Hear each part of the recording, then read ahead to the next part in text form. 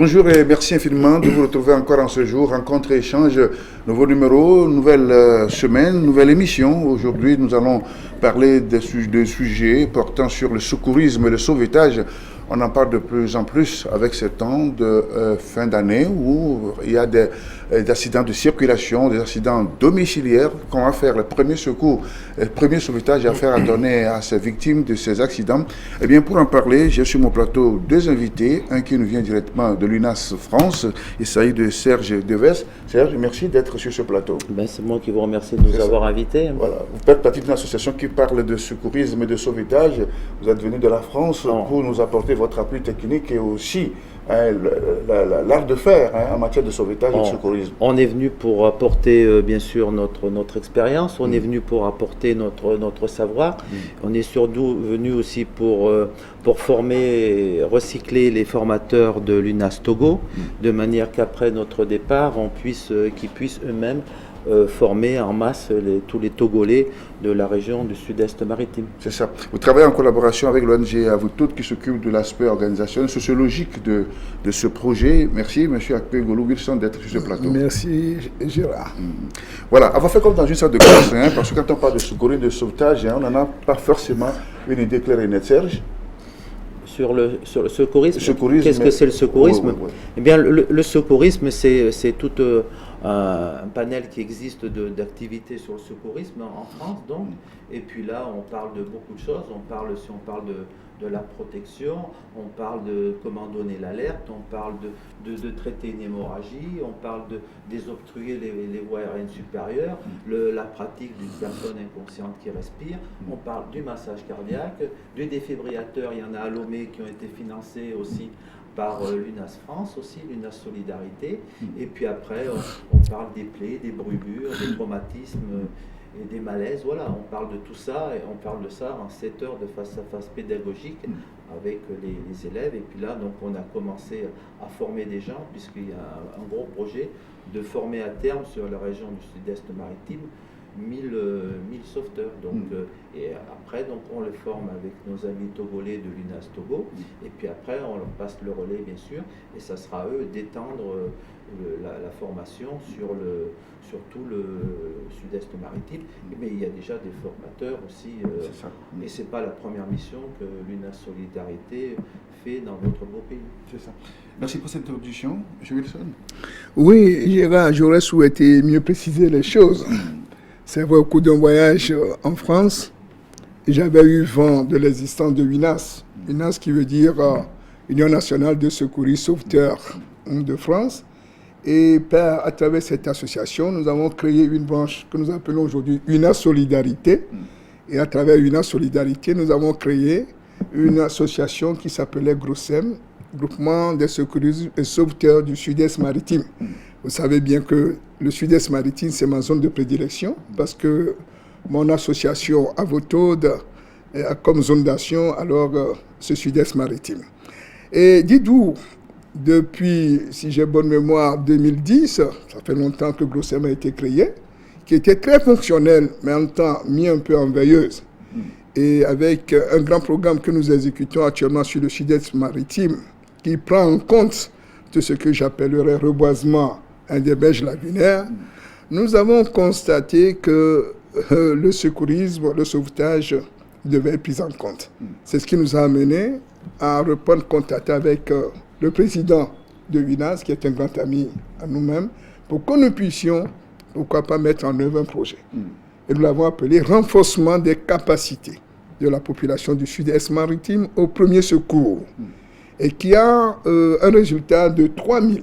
Je dis bien 3000 en 3 ans. Oui, peut-être avant d'arriver au résultat, est-ce que vous avez constaté sur le terrain qu'il y a une nécessité à la matière, qu'il y a des problèmes sur le terrain, que le besoin se fait sentir justement de former ces Au-delà même des besoins, j'ai été victime moi-même.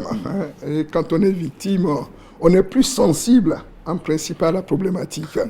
Et le besoin, c'est que vous apprenez, vous êtes avec quelqu'un, même jusqu'à 23 heures, demain matin, vous apprenez qu'il est mort. Oui. Des accidents qui se passent, les gens ne savent pas comment transporter ou bien comment faire le premier secours d'abord avant d'amener la personne à l'hôpital. Donc tous ces problèmes font que des gens décèdent au lieu de les maintenir en vie. Et nous, en tant qu'acteurs de terrain, c'est en fonction des problèmes quotidiens que vit la population que nous concevons des projets, nous les élaborons et voir ensemble comment est-ce qu'on peut les mettre en œuvre. C'est ce qui nous a amenés en toute honnêteté vers ce projet que nous sommes en train d'exécuter. Alors, en pratique, Serge, il s'agit des premiers secours à apporter, n'est-ce pas, à quelqu'un qui serait victime d'un malaise, n'est-ce pas? Par exemple, quelqu'un qui est victime d'un malaise et puis qui peut décéder parce qu'on peut faire des gestes simples. C'est quelqu'un qui est inconscient et qui a plat d'eau et qui va finalement s'étouffer parce qu'il a mangé ou autre et puis qui va s'étouffer. Et des gestes simples permettraient de le maintenir en vie. C'est quelqu'un, c'est un bébé qui va manger 3 grains de maïs et qui va s'étouffer. Donc des gestes simples permettraient de le maintenir en vie. Et pour moi, plein d'autres choses. Au-delà d'une intervention médicale proprement dit, n'est-ce pas? Bien attendant. Ah oui, en attendant, par exemple, quelqu'un qui a une hémorragie, comment arrêter une hémorragie, quelqu'un qui va couper une noix de coco et puis qui se donne un coup de hachette sur la cuisse, il peut se vider de son sang en quelques minutes, et des gestes simples, des gestes qu'on enseigne, des gestes qui peuvent le maintenir en vie. Voilà, c'est des gestes de premier secours, c'est les premiers secours niveau 1, et je pense que ça recueille plus qu'un avis favorable de tout ce qu'on a, des personnes qu'on a formées jusqu'à présent. On accueille un avis très favorable des stagiaires qu'on a pu former jusqu'à présent. C'est ça. Et dans votre région de prédilection, comment la population cible a accueilli, n'est-ce pas, le projet et cette campagne de formation, de sensibilisation sur la chose? Mon frère Gérard, je venais de te dire tantôt que je suis très fatigué parce qu'on ne s'attendait pas à une si grande mobilisation de la population. Ce qui fait qu'aujourd'hui même, au lieu de former 10, nous nous sommes retrouvés avec 24. Ce qui fait 2 équipes sont actuellement en formation. C'est des scouts qui sont en formation actuellement à la mairie d'Anéro. Donc il y a une mobilisation à laquelle nous ne nous attendons pas. Donc ce qui veut dire la sensibilisation a été très porteuse. Et au-delà de cela, la population ressent ce besoin. Et je dirais que l'offre vient à point vraiment nommé. C'est ça. Et cette offre, n'est-ce pas, porte-tu des groupes constitués déjà, ou bien c'est maintenant que vous voulez les constituer? Non, constitués comme non constitués. Je donne un exemple. Nous avons fait le lancement à Togoville, en présence de tous les maires, des Lacs et de Vaud. Pourquoi cela? Vous savez, nous sommes dans une logique de décentralisation aujourd'hui, et les maires sont censés mettre la population à l'aise dans plusieurs domaines. Donc, ce qui veut dire, en invitant les maires, c'est pour les sensibiliser, pour qu'ils prennent à bras le corps, je dirais, ce concept, et voir ensemble avec ne serait-ce que UNAS, même la Croix-Rouge et également GLOSEM, pour que nous puissions initier toutes ces populations à cette fin. Voyez-vous bien. Et nous reconnaissons qu'ils ont été très motivés, ils ont été très conscients. Les maires, oui. Et je suis harcelé presque quotidiennement. Celui-ci dit, quand tu es chez moi, quand tu es chez moi. Donc, c'est à base de la planification avec nos amis qui vont nous quitter d'un peu, parce qu'ils ont su également donner la main à nos frères togolais. Qui vont prendre la relève. Qui vont prendre la relève. C'est ça. Parce que c'est des gens qui étaient déjà formés, c'est un recyclage qu'ils sont venus leur faire. C'est ça. Et vous avez déjà vu du résultat depuis que vous êtes là, dans cette formation de ces acteurs de sauvetage du secourisme? Oui, les résultats qu'on a fait déjà, on a déjà fait la prospection sur Winson, et puis donc on a été voir les maires, on a été voir jusqu'au préfet, on a été voir les commandants de gendarmerie. Là c'était plus difficile dans la hiérarchie de gendarmes, mais on a eu des maires, des chefs de secteur et tout. On a accueilli un accueil plus que positif. Et puis là, donc nous, on a fait 14 journées élèves pour les Togolais, pour les formateurs, donc on a eu ça en plus. Et puis là, donc, depuis des formations qu'on a fait, on a arrêté puisqu'on est venu recycler aussi nos amis togolais de Lomé. Et donc là, jusqu'à présent, jusqu'à ce qu'on a formé 144 personnes. C'est ça. Donc une dizaine de jours, donc on s'est réparti avec ma collègue puisqu'on vient en mission, on est venu à 2. Et donc, on a été formés à l'hôpital, on a été formés aussi pas mal de formations aussi dans les villes. Et puis donc, maintenant, ça va se développer pour en former dans les mois à venir, peut-être dans l'année à venir, s'en former 1 millier. Et puis donc, c'est un programme qui s'étale sur au moins 24 mois, donc pour en former le plus possible. Donc là, maintenant, je pense que on on leur file les clés, quoi. Et puis maintenant, à eux de développer le secourisme. Mais pour l'accueil de la population, là, on n'a aucun souci. Là, on est. Vous avez bien reçu. Pour les stagiaires, les stagiaires, ils ont découvert quelque chose. Même si en 7 heures, c'est condensé pour certains, là, tout ce qu'ils auront appris, maintenant, à eux de le mettre en place. Et puis, comme je dis souvent, sauf qui sait, celui qui sait, il pourra sauver les gens. Voilà. C'est des gestes simples. Et c'est des gestes que la majeure partie de la population doit savoir. Quand je parlais de groupe constitué, je voulais faire allusion à ce groupement de scoutisme. Est-ce que ça existe encore dans Non, ça existe. Oui. Toujours actif Toujours actif, parce que c'est notre grand frère Tchakadaï, qui est un de leurs ténors. Donc, c'est par son truchement que nous avons pris contact avec eux. Et c'est lui qui nous les mobilise. Ce qui veut dire, c'est parce qu'ils existent qu'il arrive à les mobiliser. Mais au-delà, nous avons donné en principe la priorité au corps militaire et paramilitaire et également au corps médical et paramédical. C'est ça. Mais comme venait de le dire Serge, le corps militaire et paramilitaire, c'est un corps sensible. Il faut une autorisation de la hiérarchie supérieure, ce qui fait qu'on n'a pas pu travailler avec eux. Mais quant au corps médical, je vous dis, je m'étonnais moi-même parce que je me suis dit, ils connaissent bien déjà le domaine, mais n'empêche, ils se sont mobilisés. On a formé, il y a 100, je dis bien 100 agents actuellement à l'hôpital d'Adido qui veut se former. Mais sans qu'ils ont déjà formé 20 ou bien une trentaine. Une trentaine déjà formés. Il en est de même pour l'hôpital psychiatrique qui nous a mobilisé tout son personnel pour que nous puissions également les former. Et comme je l'ai dit, les maires nous sollicitent en fonction de notre disponibilité. Mais déjà, Agnon Copé, le chef canton, le chef de Dravi, Agnon, je veux dire Michel par là, nous a mobilisé des représentants de chaque couche de sa population. Et ça a été très bien. C'était très bien, je pense que... Et le maire d'Anéron, et mon frère à Kérébourou, Alexis, lui, il a mobilisé également des enseignants du cours primaire, du cours secondaire et du lycée, c'est ça. Voilà. Donc, tous ces corps ont été représentés. Oui, cela s'impose, puisque aujourd'hui, quand il y a quelque chose dans la rue, au lieu de venir au secours des gens, soit plutôt son portable pour filmer l'histoire. Voilà. Un constat, malheureusement. Maintenant, il prendra pas pour filmer, maintenant, il pourra intervenir. Oui. Voilà. Mais je voudrais rappeler quand même que c'est l'UNAS Solidarité qui, en France, a financé quand même pas mal pour nos voyages, bien sûr, et puis toute la partie logistique aussi. Et puis après, donc, ce qui va s'étendre aussi après, puisque même après notre départ, il y aura quand même une solidarité quand même qui financera les formateurs aussi qui vont former sur le terrain aussi. Donc c'est un travail de longue haleine. Il y a eu un travail en amont, il y a eu un travail maintenant et il y aura un travail ensuite aussi. Après, il y a toute la logistique aussi des formateurs où on a livré du matériel de formation. Donc là, on a mis du matériel de formation. Donc l'UNAS Solidarité est bien implanté au Togo. Donc maintenant, ça, il faut dire qu'il y a quand même une masse financière importante qui est quand même versée dans votre pays. Est-ce que je pourrais faire un ajout? J'aimerais également dire, le projet en compte est une initiative totale de l'ONG Avotod. Nous avons seulement sollicité l'appui technique de nos amis de l'UNAS, qui étaient déjà représentés au Togo et qui avaient un partenaire local qui était Grossem. Voyez-vous bien. Mais tout ce qui est côté organisationnel, c'est Avotod qui le prend en charge. Je prends le cas du logement de nos experts, tout ça c'était à la charge d'Avotod. Il faut que nous le spécifions également, parce que c'est juste les formateurs qui sont pris en charge financièrement. Mais au-delà de cela, il faut également qu'on le dise, UNAS appuyait déjà le corps des secouristes.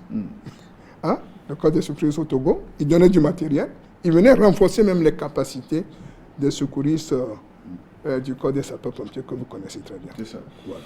Alors, je voudrais prendre peut-être un cas comme ça, Serge.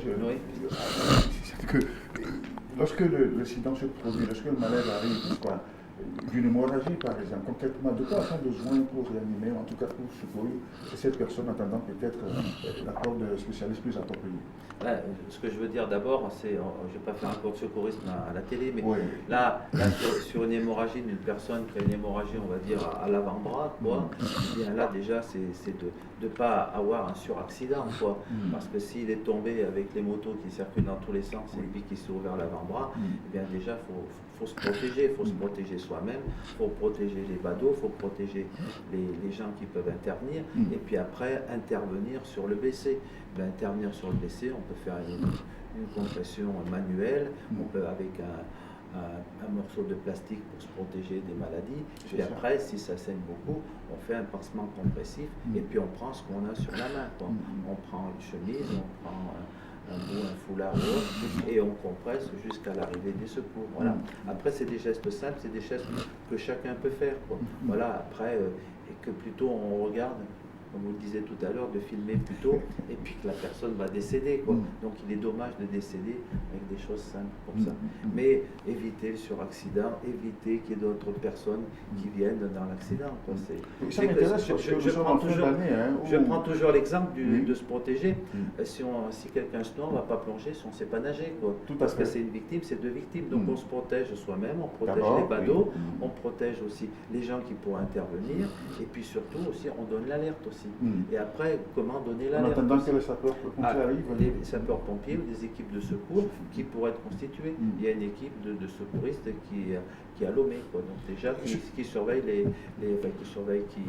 qui supplante les matchs de foot au niveau secourisme. Oui, et ça veut dire qu'en tout temps, lorsque je suis dans la rue, que je trouve quelqu'un en situation, eh bien, je dois pouvoir lui porter assistance. Voilà, on doit pouvoir lui porter assistance. Mais à condition qu'on sache le faire. Ah ben sinon, c'est pas faire le geste, c'est sûr, quoi.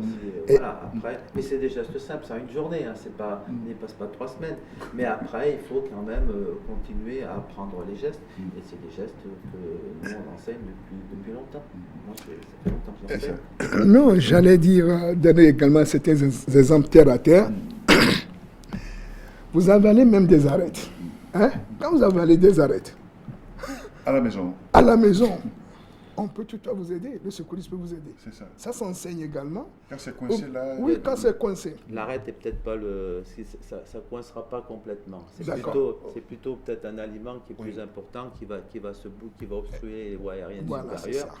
Et bien là, il faut savoir qu'on peut sauver avec des tapes dans le dos qui peuvent provoquer une toux et pouvoir un peu sur l'estomac faire remonter l'objet, et puis enfin ce qui bloque les voies aérodigestives, et puis on peut sauver quelqu'un. Et dans tous les pays du monde, tous les jours, il y a des personnes qui décèdent simplement parce qu'ils sont étouffés. C'est ça, étouffé. Même un grain de maïs ou du haricot qui est mis dans les narines, par un enfant, on peut toutefois, le secouriste peut le sauver. Il y a des méthodes également qui s'enseignent au cours de leur formation. Je reconnais avoir suivi moi aussi cette formation, ça fait très longtemps, du premier secours, mais je ne me suis pas perfectionné pour être aujourd'hui un formateur. Il faut toujours se recycler. Hein. Oui, le plus fréquent, ce sont ces étouffements, ces arrêts cardiaques que l'on constate, que nous appelons vulgairement, soit AVC ou la personne bien portante, vous le dites, on cause et puis après il perd conscience. C'est des accidents de tous les jours, quoi. Des accidents qu'on ne s'attend pas, des accidents... Comment peut-se faire sa réanimation pour qu'il reprenne conscience en attendant? Ça dépend. Il faut regarder si la personne est inconsciente et si elle respire ou si elle ne respire pas, quoi.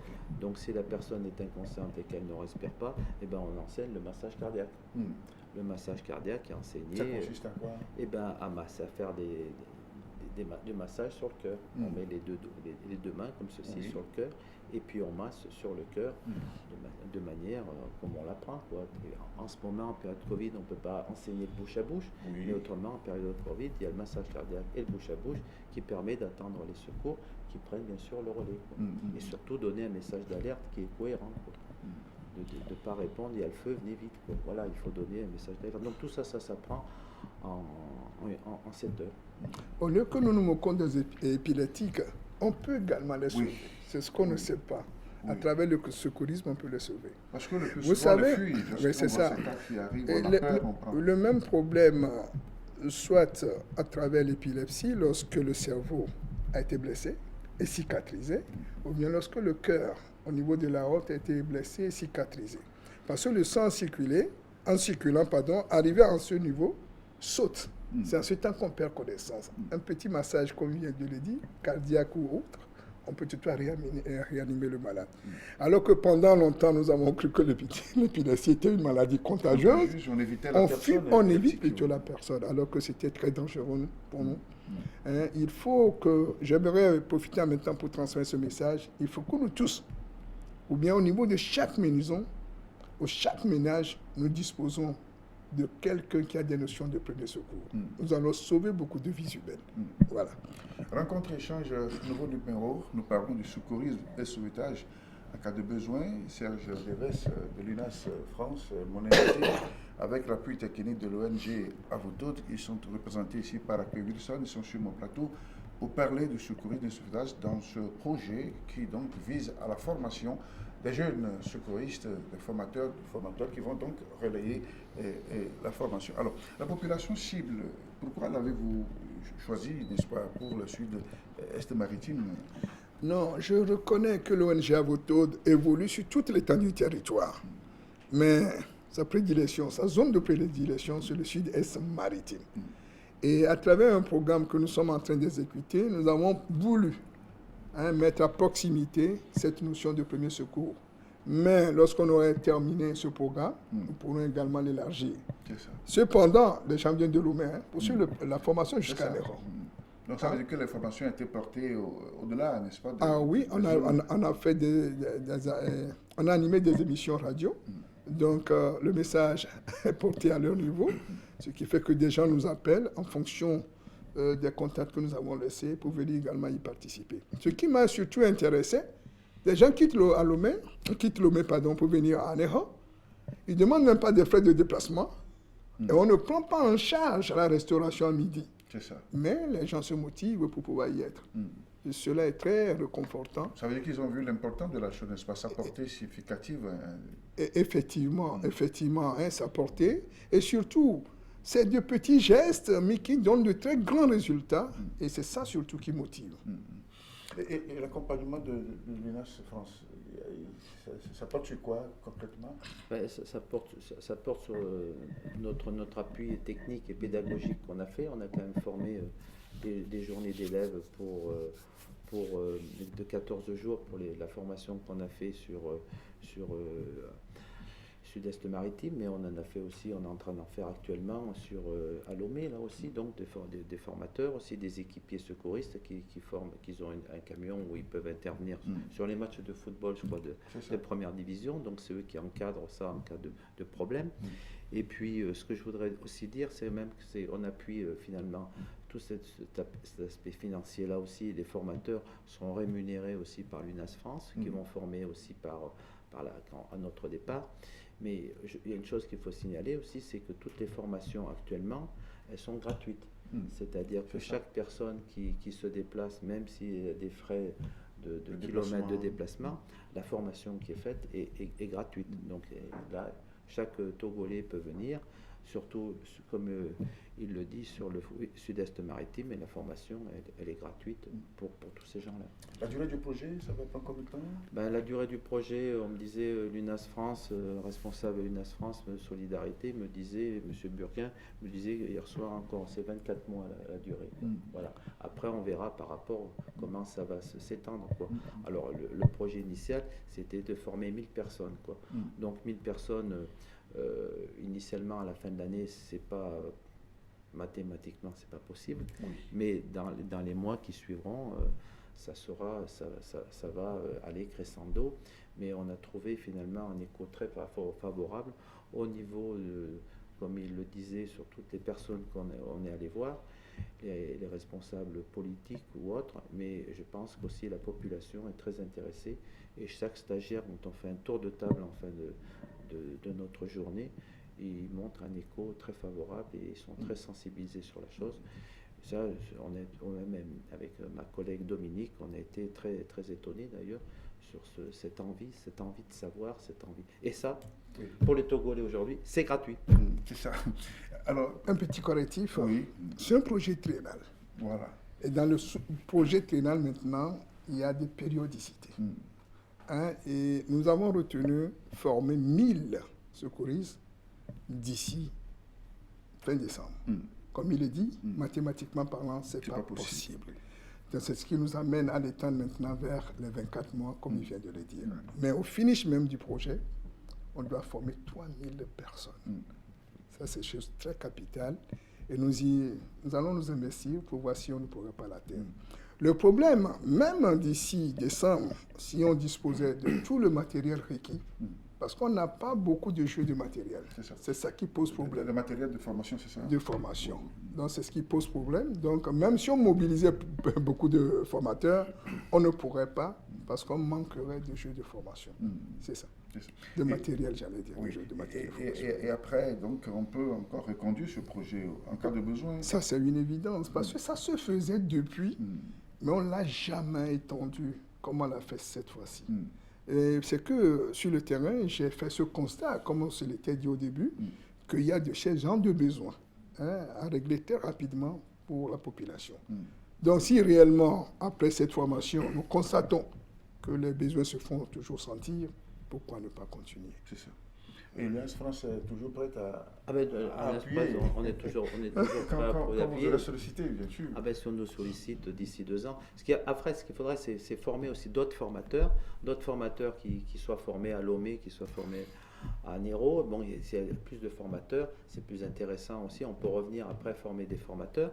Et puis aussi, après aussi avoir des équipiers, parce qu'il y a quand même les équipiers qui sont à former. Les équipiers, c'est 35 et 29 heures. Donc là, il y a 2 semaines de formation. Et là, après, s'il y a d'autres équipiers, les équipiers peuvent intégrer les équipes de secours. Et puis après, on peut être sollicité sur des matchs de football, des matchs de hand ou autre, ou des manifestations sportives ou religieuses ou autres.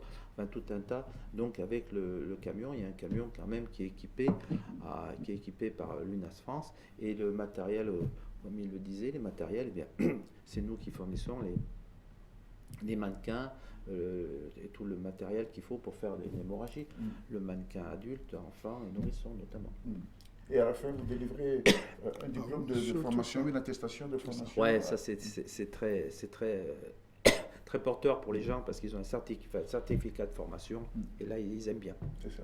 Et le suivi, comment vous le faites à votre hôte? Puisqu'après le départ de la délégation où il y a des experts, il faut un suivi, n'est-ce pas? Et oui, le suivi d'ailleurs a déjà été amorcé, parce que je suis le noyau de tout. La communication, moi je le fais avec UNAS France, je le fais avec UNAS localement installé et Grossem. Et au même moment avec la base. Les maires, c'est donc ce qui fait qu'à tout moment, nous faisons un suivi de ce qui a été fait. Parce qu'au-delà de la communication que nous centralisons, nous disons également qu'il faut un suivi pour voir si réellement ce qui a été fait profite à la population. Voyez-vous bien. Mais je ne sais pas, ce que je n'ai pas encore discuté avec Serge, nous aurions souhaité, même qu'au niveau local, parce qu'on veut mettre sur pied des antennes au niveau maintenant de chaque village, ou bien soit au niveau de chaque mairie. Des antennes qui seront très fortes afin que, par effet de taches d'huile, un grand nombre de la population puisse bénéficier également de ce concept. Donc le suivi va continuer, parce que moi, nous sommes tout le temps sur le terrain. Ce serait très facile pour nous pour pouvoir faire ce suivi. Ça, je ne sais pas, est-ce qu'on a besoin d'un niveau d'études? Non, pas du tout. Même l'analphabète. Ma grand-mère aussi. Oui. Ça a un peu de muscle. Ça. Non, ça, il faut justement rien avoir, il faut avoir que ses mains, c'est tout ce qu'on peut avoir. Voilà. Et puis, je veux dire, c'est des gestes simples, c'est des gestes, l'autre fois, chez le chef de secteur à Redon, chef canton, ben là, je veux dire, il y avait des élèves de lycée, il y avait des professeurs, il y avait des mères de famille, il y avait des couturières, une coiffeuse, enfin, il y avait tout un panel de la population qu'il avait recensé. Il doit y avoir une autre formation qui doit être faite, mais là, il ne faut pas rien avoir, il faut simplement avoir la jugeote et tout, et écouter, quoi, c'est tout. C'est une formation qui est gratuite, c'est une formation qui est ouverte à toute la population, sans diplôme, sans rien, non, surtout pas de diplôme, surtout pas, il faut avoir un peu de jugeote, et puis faire les gestes, et puis c'est tout. Il ne faut pas avoir peur de faire les gestes, on se met à genoux, on fait les gestes, on pratique la position latérale de sécurité, on pratique le massage cardiaque, on fait comment on arrête une hémorragie et tout, voilà. Une hémorragie, on l'arrête, on appuie, on compresse les hémorragie, et puis on allonge la victime, et puis après on donne l'alerte, et puis voilà, et puis après ça se fait naturellement. Alors par contre, avoir des responsables un peu dans chaque village et tout ça, là je mettrai un bémol, parce qu'il faut avoir c'est pas Pas des responsables, des antennes. pour être formateur, faut avoir suivi de la formation quand même. Que ce soit des formateurs un peu au rabais, c'est pas trop bon. Donc c'est pour ça que à Lomé, ils ont la volonté de former une dizaine de formateurs. Quand il y a des formateurs, après il peut y avoir des recyclages, parce que le secourisme il évolue constamment. Le geste simple aussi maintenant qui se fait dans des cas très précis, une hémorragie, c'est le garrot qui est revenu maintenant, il est revenu d'actualité alors qu'il ne l'était pas il y a quelques années. Voilà. Mais le secourisme évolue tout le temps.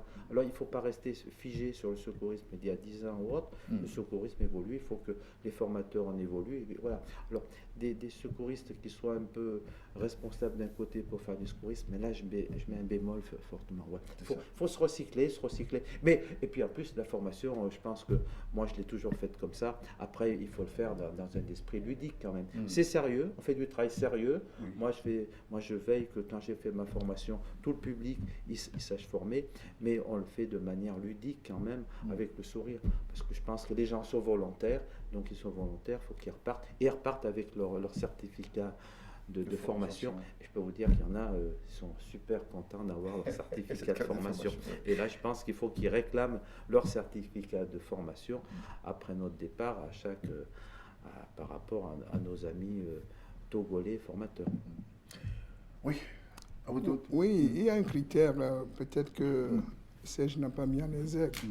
Il faut un âge minimum de 14 ans. C'est ça. Voilà. En bas de 14 ans, nous ne recevons pas. Avoir quand même une force physique, n'est-ce pas? Effectivement, pouvoir masser. Effectivement, c'est ça. Donc ce sont des critères sur lesquels nous sommes très pointueux pour pouvoir coopter les élèves ou bien les participants à la formation. C'est ça. Alors, quand vous parlez d'antenne dans certaines localités, vous pensez à quoi? Oui, je ne parle pas de responsable comme il a compris. Non. C'est-à-dire, on y veut former des gens. S'il n'est pas à la maison, il n'est pas à la maison. C'est ça. Il peut également se déplacer vers Lomé, il n'y a personne. Mais quand on dit qu'il y a une petite antenne, d'emblée, lorsqu'il y a le problème, avant d'aller à l'hôpital, on peut faire appel à quelqu'un de cette antenne. C'est ce que je dis. Quelqu'un qui a déjà cette notion au niveau de l'antenne.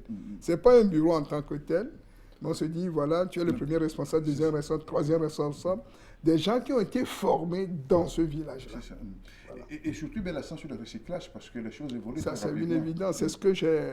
Parce que depuis que je me suis retiré de Grossem, j'ai remarqué un laisser-aller. C'est pourquoi j'ai exigé ce recyclage, pour qu'on vienne les recycler, qui disposent d'un prérequis pour pouvoir faire le travail. Donc, soyez-en sûrs, nous allons... Vous le savez bien pourquoi est-ce que ce retrait s'était passé. Maintenant, nous revenons en force pour pouvoir les appuyer. Et nous voulons que Grossem atteigne un niveau requis pour pouvoir aller soumettre ses offres acquis de droit. Par exemple, il va noter l'ancien OTP, j'allais dire. Ils peuvent aller là-bas, chercher un marché. Ils peuvent aller même au niveau des maires. C'est pour cela que nous impliquons les maires. Alors, ce qui veut dire qu'ils peuvent solliciter des petits jobs auprès de certaines sociétés. Pourquoi pas? Et j'ai pris soin de le dire aux maires, il faut qu'ils le budgétisent. Il faut qu'ils budgétisent pour pouvoir prendre en charge alors ces formateurs en premier soin. C'est très capital. Je connais les unités d'infirmerie qui existaient avant dans certains services. Effectivement. C'est bien ça. Ok. Rencontre échange, nous parlons du secourisme avec cette formation qui se déploie actuellement dans le maritime Est pour former des jeunes au premier geste de secours avant peut-être l'intervention du corps médical. Et donc, vous travaillez avec l'appui des autorités politiques publiques de la place, soit en dehors des maires, puisque de plus en plus on parle de décentralisation chez nous. Est-ce que vous avez l'onction, soit les autorités les plus indiquées pour vos actions? Nous, on vient pour faire de la formation, et dans la formation. On a des responsables dessus qui parlent sur les responsables politiques ou autres. Nous, on fait de la formation pour former les formateurs et former ça. Et après, on rencontre les gens, on nous envoie des formateurs. Et puis, notre camarade Stone qui trouve toutes les personnes, Wilson, qui trouve toujours les candidats. Et puis voilà, après, il faut trouver les candidats, et bien les candidats, ils se trouveront facilement ici. Mais nous, après, nous, on est venus pour former du personnel. Après, le plan financier, on en entend parler, mais nous, on est venus, on est des formateurs pour former les gens, pour former les formateurs, et qu'après, former la population après. Là, nous, c'est notre rôle, et on se tient à notre rôle. C'est ça, uniquement. Voilà, c'est pourquoi je tiens toujours à préciser. On a fait 3 semaines, on fera 3 semaines de formation, et 3 semaines, là, on est tous les jours sur le terrain, on est tous les jours dessus sur le ponton, pour former les gens, et tant qu'on est là, on forme les gens et puis on transmet notre savoir, et c'est surtout après nos amis togolais qui vont le reformer, quoi. Après, l'UNAS Solidarité sera toujours là appuyée, et puis donc elle appuie depuis longtemps sur d'autres projets, l'aménagement de dispensaires, l'aménagement sur Lomé, sur les défibrillateurs qui ont été financés par l'UNAS Solidarité. Moi je sais qu'on a même financé du matériel on a fait venir de France pour 2 orphelinats, voilà. Donc voilà, on finance et tout, on forme, voilà. Et après l'aspect financier, on a des responsables de l'UNAS Solidarité France, on a des responsables de l'UNAS Solidarité ici au Togo. Après, c'est eux qui gèrent cette partie financière. Oui, vous voulez ajouter quelque chose? Oui, ce que j'aimerais dire, vous avez parlé tout à l'heure de l'onction. Ouais. Non, c'est Avotod qui a ramené l'UNAS au Togo. C'est Avotod qui a ramené Milenovici au Togo.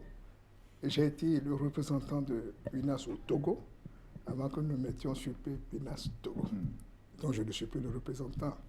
Donc ça veut dire l'UNAS a une représentation au Togo, au-delà de quelques actions dont il vient de parler, en association avec l'association Milenovici, dont je suis également membre fondateur en France, et qui est dans un collectif que nous appelons Cap Togo. Nous avons fait beaucoup de choses pour le corps des sapeurs-pompiers, des secouristes sauveteurs du Togo que vous connaissez bien, avec les hôpitaux, les infirmeries et autres. Je prends le cas d'Adido, même l'hôpital psychiatrique de Zébé. Vous allez voir un grand camion là. C'est mentionné là-dessus UNAS. C'est moi qui le leur ai offert dans le temps. Nous avons fait beaucoup de choses, ordinateurs, avec les autres associations qui étaient en réseautage pour constituer le Cap Togo, dont l'ONG Avotod a été le fondateur parmi les 6 qui l'ont créé. Voilà. Ok, merci pour ces explications, merci pour ce que vous faites, UNAS France, pour notre pays, dans la formation de ces jeunes, à se prendre en charge et à voler au secours des autres, n'est-ce pas? Jeunes et moins jeunes. Jeunes et moins jeunes, voilà. Très bien, alors cette émission tire à sa fin. Alors, que dire en fin d'émission, en guise de conseil, de motivation? Moi je dirais toujours, et c'est bien les 3 mots qu'on dit, hein. Moi, les 3 mots, j'aime bien les dire, c'est sauve qui sait. Celui qui ne sait pas, il ne peut pas sauver. Celui qui sait, il sauve. Mais ce que je voudrais aussi ajouter, c'est quand même après, c'est qu'il faudra peut-être aussi faire, avant qu'il y ait l'accident, il faudra aussi à l'avenir faire de la prévention. Parce que de la prévention, je pense notamment à toutes les motos qui circulent à Lomé, qui circulent dans toutes les villes du Togo, qu'ils ne portent pas de casque, et puis après ils peuvent avoir des fractures, ils peuvent avoir des traumatismes, ils peuvent avoir tout ça. Donc, et puis tous les équipements individuels de protection sur les chantiers, où là on voit qu'il n'y a pas beaucoup d'équipements individuels de protection. Donc après il y a un travail à faire de prévention, justement pour éviter que l'accident arrive.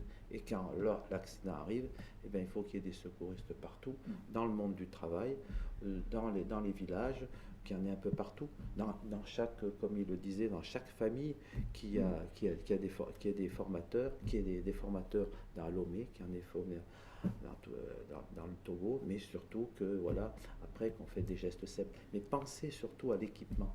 Pensez surtout à l'équipement de protection. Le casque, les gens, ils ne portent pas le casque. Oui. Moi, je veux dire, en France, ils ont tous un casque, je veux dire. Quoi. Je veux dire, moi, quand je rentre dans la voiture, ici, je mets ma ceinture de sécurité. Voilà, c'est des gestes simples. Je pense qu'il faudra travailler sur la prévention aussi pour éviter les accidents. Mais toujours des gestes simples, Qui sauvent. Et qui sauvent des vies, qui sauvent et tous les jours, il y en a qui meurent à cause de ça. Et puis après aussi, avoir des équipements par exemple, comme le défibrillateur, il y en pas dans le sud-est maritime. Quoi. Voilà, c'est un peu dommage. Quoi.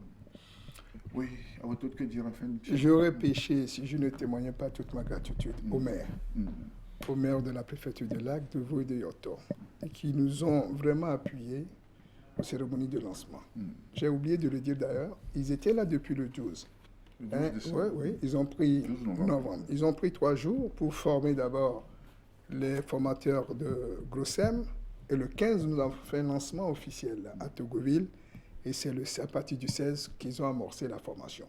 Donc ils sont là actuellement pour faire, ils ont fait, comment dirais-je, une remise à niveau de nos formateurs locaux, afin qu'ils puissent être bien outillés avant qu'ils ne se retirent. Je vous dis dans quelques jours, ou bien je ne sais pas même pour le moment, ça doit être 2 ou bien 3 jours seulement qu'il leur reste. Non, on parle le 30 novembre au soir. Aujourd'hui on est au 27, donc c'est dans 3 jours. Ils s'en vont, mais ils ont su donner la main, ça il faut l'avouer. Je dois également féliciter la population du Sud-Est maritime pour sa mobilisation, ce qui veut dire qu'il y a eu plus de conscience. Et ça témoigne également peut-être de la stratégie de sensibilisation que nous avons utilisée, de son efficacité. Et au finish, aux autorités togolaises. Bien que nous n'avons pas eu de contact direct avec eux, je sais qu'ils ont été informés. Bien sûr. Mais si nous ne nous ont pas arrêtés, ça veut dire qu'ils consentent alors à l'activité que nous menons. Et j'invite encore le reste de la population à une forte mobilisation. Nous sommes là pour eux. C'est vrai, nous ne pouvons pas tout faire, mais nous voulons faire le maximum. Et je suis sûr, c'est sur ce mot d'espoir, que je suis sûr que les 1000 ne seront pas atteints d'ici 31 décembre, mais nous sommes sûrs que dans les 24 mois, nous allons atteindre alors les 1000. C'est ça. C'est sûr. Voilà, c'est sur ce mot d'espoir que se referme ce numéro de rencontre-échange. Merci à vous, Serge Deves, de l'UNAS France, d'être venu dans notre pays, apporter votre assistance à la formation de ces... Mais c'est avec plaisir. C'est cela. Merci à vous tous, Merci pour le soutien que vous faites dans votre zone de prédilection. Mes téléspectateurs, c'est la fin de ce numéro de rencontre-échange. Il était question justement des premiers secours à faire. On le sait désormais, des gestes simples pour sauver des vies. Pendant ce temps, portez-vous bien, prenez soin de vous. Et sauf qui sait. Sauf qui sait, vraiment. Sauf qui sait, n'est-ce pas? Alors, je vous retrouve la semaine prochaine pour 2 réflexions. Au revoir et à très bientôt.